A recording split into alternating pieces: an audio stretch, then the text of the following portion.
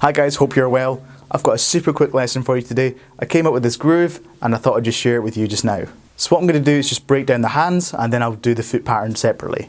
So the hands, basically what they're doing is they're doing a paradiddle, right, left, right, right, left, right, left, left. And then we're going right, left, left, right, left, left, right, left. And they're just played as semiquavers. So we just do that on the bell of the ride, and we do the left hand of the snare and accenting the bat beats. And if you want, you can add that accent on the very last semiquaver of the bar as well. So that's the hands covered, and now the feet are just doing a Baiao Ostinato, which goes like this.